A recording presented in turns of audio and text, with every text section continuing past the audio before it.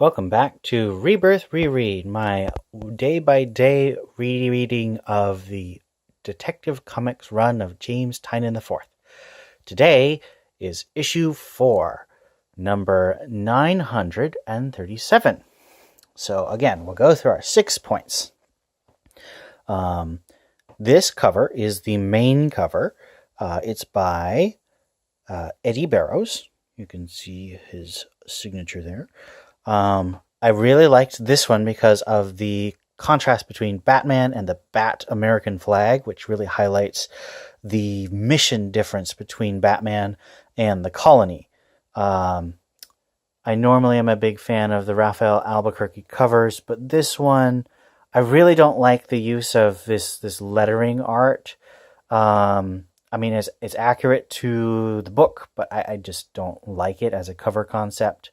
Batman's fine, Clayface is fine, but it just isn't what I wanted on a cover. And this one was used as a promo image for a lot of stuff, and I thought it was very iconic.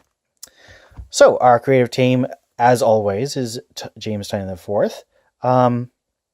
But we have the same artist as last issue, Alvaro Martinez. Let's talk a little bit about his inker, Ralph Fernandez, and his colorist, Brad Anderson. These are not the same inker and colorist team that work with Eddie Barrows. Barrows, if we look, he usually works with Juana Ferreira and Adriano Lucas for his colors, I believe. Ralph Fernandez does a great job inking Alvaro Martinez. There's a real sense of clean line and appealing facial structures that I think that Eddie Barrows doesn't always nail. And Brad Anderson has a much more bright feeling color palette. You'll see in some of these issues that there's a real sense of the primary colors. Let's see, where's a good primary? Oh, I'll flip to the last page. The last page spread is a great example of just the primary colors of this coloring style by Brad Anderson. You got the browns, and then you've got your black and yellow, really good contrast. Steph has a really strong purple, black, and gold motif. Red Robin has his good 4 colors, black, yellow, green, and red. And then the awesome combination of red, black, and white with the Batwoman costume. One of the best costume designs of the last decade.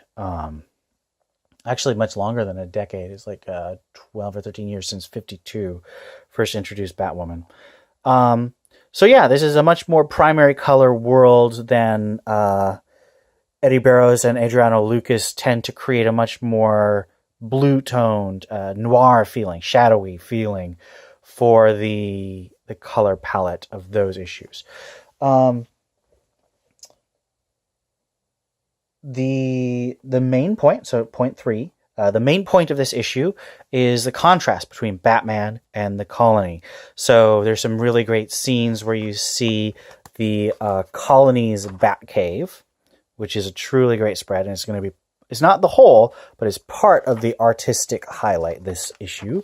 And you also have Tim's underground train system. So there's all these artistic connections showing the different parts of these different organizations and highlighting the difference in mission. So like I said, the American flag versus Batman shows the difference. Batman is committed to saving people one by one. The Colony is committed to saving large groups of people at the cost of fatalities because they're soldiers. Again, some people have said this makes them villains. I think that is not philosophically tenable. I think that Batman is attempting to function within a theoretical framework of a civilian society, whereas the Colony is a military mission. I think that Batman has more of an argument against the Colony operating in the U.S., as opposed to the missions that we are shown are much more clearly acts of war against terrorism. And I think that it really adds to the complexity, whereas some people have thought it adds to the villainy. There's also some really good relationships. You've got all the team bonding in their escape from the Colony. And you also have an interesting moment of Batman bonding with his uncle. He calls him Uncle Jake, Jacob Kane, Kate's father, his mother's brother. And I thought that was really fascinating because you don't see Bruce with relationships like that very often outside of Alfred. So I think that is a really nice touch.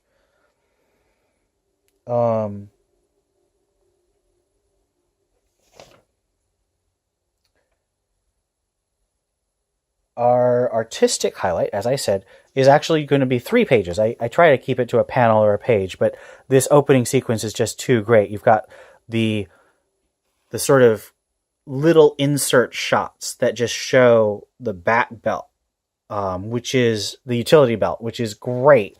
And you see Batman is imprisoned, and then Batman wakes up, and there's just this awesome sequence of him escaping. And so many people think that Batman is not highlighted well in this run because he's not the main character.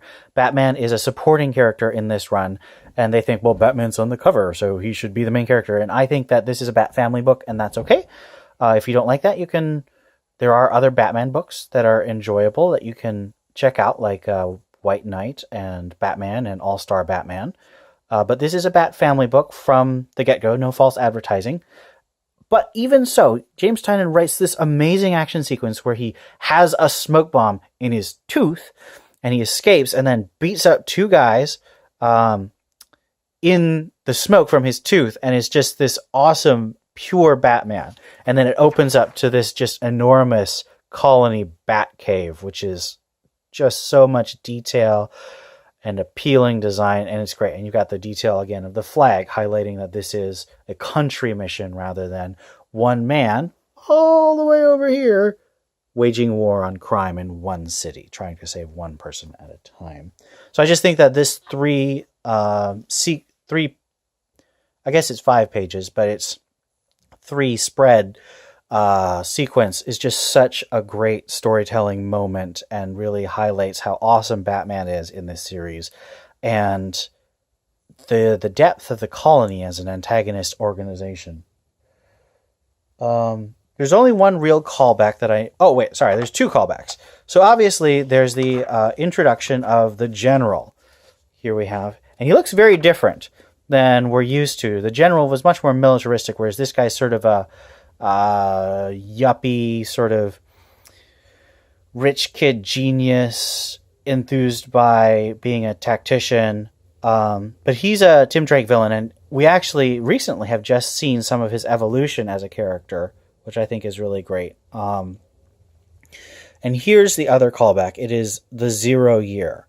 Now, I am not a fan of the 0 Year story by Scott Snyder because I love Year One. I do not think we need another Batman origin story. Year One is perfect. It doesn't need to be updated. It doesn't need to be made more epic. And so I think 0 Year was unnecessary. But a lot of people enjoyed it, and it's got very pretty art. The colors are great. I'm trying to remember who did the colors on that. I don't remember. But we have a real callback to that in the history. So the organization, the Colony, was founded after the 0 Year. So it was inspired by this this act that Batman did approximately 5 or 6 years ago, depending on how you read the DC 5-year timeline, where he took back Gotham City from the Riddler, who had basically declared it no man's land. Unfortunately not as cool as no man's land, but it was still pretty cool. And an iconic shot, of course, is Batman with a crossbow, riding on a motorcycle, fighting this supervillain. So that's the callback here. Scott Snyder brought James Tynion into comics, and so a lot of people see him as sort of his pupil. And he was a pupil, but I think that Tynion here has really developed his own story sense and his own way of doing things while still clearly being in the artistic lineage of Scott Snyder. So that's it. We're going to rate this a 7 out of 10 stars, and I will see you tomorrow.